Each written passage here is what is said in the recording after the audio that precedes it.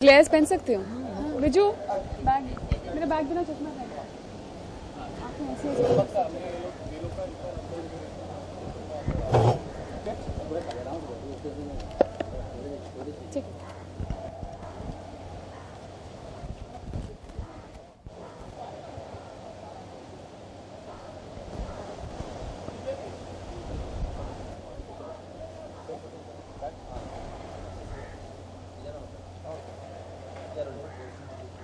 ठीक है। तो सबसे बड़ी बात तो कॉन्ग्रेचुलेशंस। Thank you. और प्रोमो दर्शकों को बहुत पसंद आया है, क्या क्या कहना चाहेंगे दर्शकों को? काफ़ी अच्छा पसंद आया, काफ़ी मजे ले रहे हैं सब। जी बहुत ही, हम तो ऑब्वियसली बहुत खुश हैं कि लोगों को इतना मज़ा आ रहा है और इतना एक्साइटिंग लग रहा है प्रोमो देखकर। हालांकि जब हमने खुद देखा रिलीज़ पे, लॉन्च पे प्रोमो, तो हमें खुद बहुत अच्छा लगा। एंड ये आशा थी, ये होप था कि लोगों को भी उतना ही अच्छा लगे। एंड रिस्पॉन्स देके हम लोग एक्चुअली बहुत सरप्राइज्ड हैं और बहुत ज़्यादा खुश हैं। So I mean it's very, we are very happy कि एक अलग सी फिल्म, एक अलग सी दिखने वाली फिल्म को लोग इतना एक्सेप्ट कर रहे हैं और you know they are being excited about it. तो आप किस प्रकार किरदार निभा रहे हैं इसमें? किस प्रकार किरदार निभाते हैं? मेरा जैसा कि आप देख सकते हैं पूरा पोस्टर, और जैसा कि आपने प्रोमो देखा है कि पूरी फिल्म ही एक गांव में बेस्ड है। ये कच्छ का एक गांव है और कच्छी लोग हैं, ऑफ कोर्स पूरी कहानी वहाँ की है। सो मैं शहर से निकल के गांव आ रही हूँ, ऐसा कुछ नहीं है। मैं वहीं की एक लड़की बनी हूँ जिसका नाम केसर है। केसर और बक्का की एक बेसिकली एक प्रेम कहानी है फिल्म में। It's like a Romeo Juliet happening in the village. हम दोनों के गांव दुश्मन गांव हैं और दुश्मनी इस बात पे है कि उनके पास, बक्का के गांव में पानी नहीं है और हमारे पास पानी है। तो बस इसी बात की दुश्मनी है और उस दुश्मनी को मिटाने के लिए अपने आप मिट जाती है जब हम दोनों पास आते हैं। और केसर एक बहुत ही अग्रेसिव लड़की है, बहुत पैशनेट है, बहुत इंटेंस है, बहुत स्ट्रांग हेडेड है। मतलब बहुत स्ट्रांग लड़की है, आप उससे ऐसे पंगा नहीं ले सकते, उस तरह की लड़की है वो।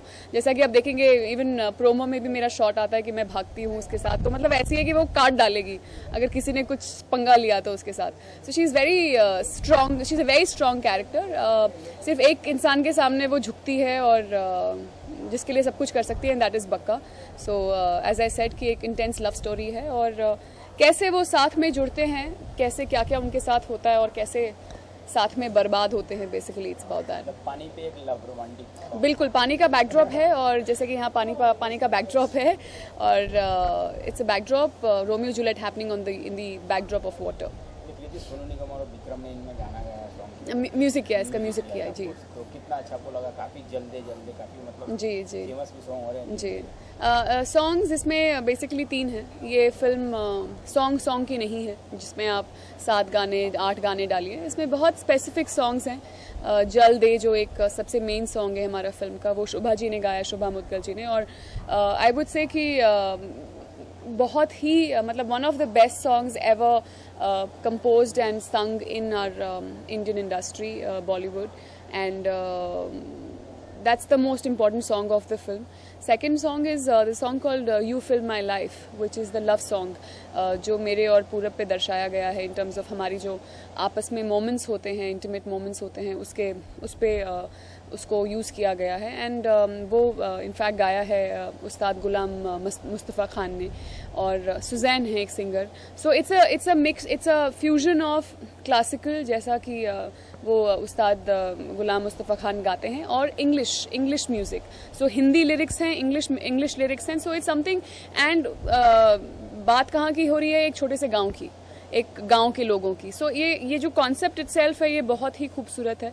एंड जिस तरह से in fact the whole background score जो फिल्म का है, आपको बहुत ही नए साउंड्स सुनने को मिलेंगे। एंड जो म्यूज़िक यूज़ किया गया है फिल्म में, जल दे को लेकर यू फिल माई लाइफ, ये तो मेन गाने हैं साथ में, बट इनको भी ब्रोकन करके यूज़ किया गया है। बैकग्राउंड स्कोर सब कुछ मिला के जो म्यूज़िक का जो इस फिल्म को लेकर स्पेशली जो रोल अदा होता है म्यूजिक का इस फिल्म में, इट्स एब्सोल्युटली माइंड ब्लोइंग। आपका एक्सपीरियंस कैसा रहा? मेरा एक्सपीरियंस बहुत ही मतलब इट्स समथिंग दैट आज जब सोचती हूँ, जब आप उसमें उस वक्त आप जब उस गो थ्रू करते हैं उस एक्सपीरियंस के, तो आपको लगता है कि यार ओ गॉड इट्स सो टफ, कितना मुश्किल है, ये कठिन है, वो कठिन है। बट आज जब मैं सोचती हूँ तो मुझे लगता है कि कुछ था ही नहीं, मतलब बहुत ही खूबसूरत हिस्सा था, टाइम था ज़िंदगी का.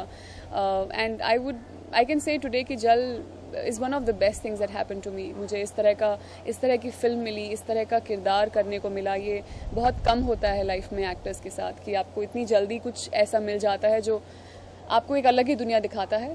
भुज ऑफ कोर्स हम लोग शूट कर रहे थे, भुज and Jaisalmer both we were shooting in a temperature of like 45 degrees to 50 degrees. तो क्लाइमेटिक कंडीशंस ही इतनी टफ थी कि आप मतलब बॉम्बे से एकदम कंफर्टेबल लाइफ से आप सीधा जाते हैं वहाँ पे कुछ नहीं है आसपास, सिर्फ गर्म हवा है, लू है, मिट्टी है, इतनी गर्मी है, आप पूरे दिन वहाँ ऐसी धूप में शूट कर रहे हैं. So it was very very tough and in fact I was there for a month. और मैं मुझे एक बात की ख़त्म करने के बाद बहुत ज़्यादा सेटिस्फैक्शन हुई थी कि मैं एक दिन भी बीमार नहीं पड़ी वहाँ पे, in spite of how we were shooting there. तो खुद पे एक जो मेंटल टफनेस आती है, फिजिकली तो आप स्ट्रगल करते ही हैं ऐसी कंडीशंस में, but I think at the end of it आपका जो मेंटल टफनेस, आपका जो स्ट्रेंथ निकल के आती है, mental strength, that makes you just live through it. And I was so proud of myself कि अगर मैं यहाँ एक महीना बिना बीमार हुए जी सकती हूँ तो I think I must be really strong inside. So it was a great feeling and as I said, आज जब when I look back, it was all worth it. कोई शूटिंग के दौरान कोई ऐसा यादगार लम्हा है जिसे आप भूल नहीं पाएंगे? ऐसे तो बहुत चीज़ें हुई थी. Most important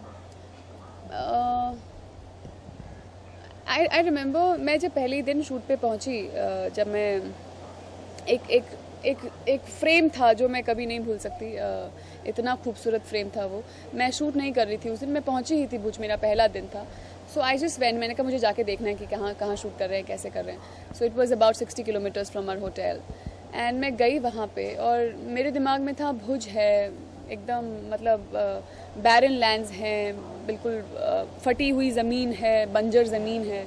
and I saw this beautiful lake in the middle of it. बहुत ही खूबसूरत झील सी, उसके साइड में किनारे पे कम से कम अराउंड 100 ऊँट कुछ बैठे हुए हैं, कुछ नदी की तरफ जा रहे हैं, कुछ वहाँ जा रहे हैं. मतलब it was such a beautiful site कि मतलब सो दैट्स वन नज़ारा that I can't forget. And I remember एक दिन हम लोग मतलब वहाँ ऐसा होता था कि ट्विस्टर्स आते थे, आंधियाँ आती थी, कभी भी कुछ भी, क्योंकि नेचर से जुड़ी हुई चीज़ है तो कभी भी कुछ भी हो सकता है.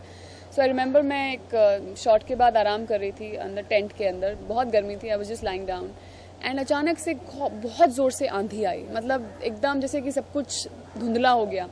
और तब मैंने अपनी को एक्ट्रेस को कहा, मैंने कहा आप थोड़ी देर वेट करो, जस्ट वेट, गिरीश मुझे बुलाएगा अभी, क्योंकि वो कुछ ना कुछ उस आंधी के साथ करेंगे. And within 5 minutes I got a call कि आपको बुलाया जा रहा है. दूर जाके everybody was there, Purab was already there.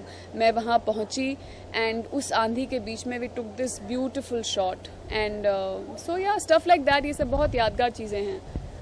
कोई ऐसा सीन था जिसमें आपको बार बार रीटेक लेना पड़े? ऐसा कोई सीन था, रीटेक्स तो ज़्यादा नहीं होते थे क्योंकि हम सब थे इतने अच्छे कि रीटेक्स ज़्यादा नहीं होते थे. नहीं वो बात नहीं है, but I think it was नहीं, ऐसा कोई नहीं है जिसमें बहुत ज़्यादा रीटेक्स हुए हों. हम लोग we were very pretty clear about क्या करना है, कहाँ करना है, और चीज़ें बहुत स्पॉन्टेनियसली होती थी. अच्छा अभी ये आंधी आई है, चलो यहाँ से यहाँ तक वॉक करो, अच्छा इसको लेके जाओ, अच्छा ये करो, अच्छा वहाँ से चल के आओ. So lot of things were done that way. So ज़्यादा रीटेक्स नहीं, ज़्यादा बहुत ही चीज़ें ऑन द स्पॉट भी हुई थी. स्क्रिप्ट लिखा हुआ नहीं रहता, तुरंत हो जाता था वहाँ पे?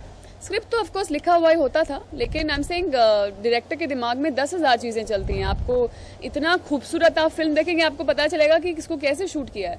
मतलब कुछ भी आपको दिखा अचानक से, आपको लगा कि ट्विस्टर आ रहा है, आपको वो शूट करना है because it will add to your film and you suddenly just go ahead and do that. वहाँ पे कोई दूर से कोई, जैसे ये 100 ऊँट जो मैं बता रही हूँ, अब हम अगर प्रोडक्शन करके 100 ऊँट लाना चाहें तो फिल्म का बजट उसी में ख़त्म हो जाएगा. लेकिन एक इत्तेफाक की बात थी कि वो सब थे वहाँ पे. So shooting that, it's a moment and you capture that. So बहुत सारी चीज़ें फिल्म में, छोटी छोटी चीज़ें वैसे शूट हुई हैं.